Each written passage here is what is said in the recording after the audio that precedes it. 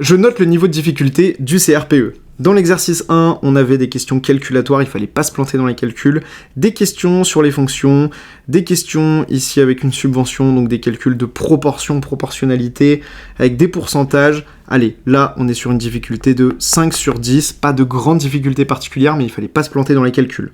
Dans l'exercice 2, on a un exercice ultra classique de probabilité, difficulté 3 sur 10.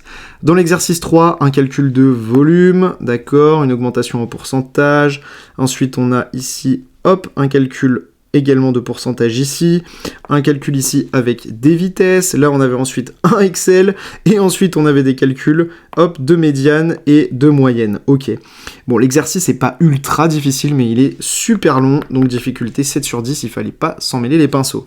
Là, on a un chapitre sur les propriétés des nombres, un chapitre qui n'est pas forcément évident pour les candidats du CRPE, pas de difficulté particulière, mais il peut surprendre. L'exercice 5, c'était un exercice de logique, qui n'est pas extrêmement difficile, mais il peut un petit peu perturber, donc 4 sur 10 en termes de difficulté. Et enfin l'exercice 6, il fallait utiliser, entre guillemets, un double Pythagore, donc ça pouvait être un petit peu perturbant, des patrons, et enfin du Scratch, mais le Scratch c'est vraiment hyper classique, c'est vraiment le genre de sujet qu'on a déjà fait sur Novel Pro, difficulté 2 sur 10.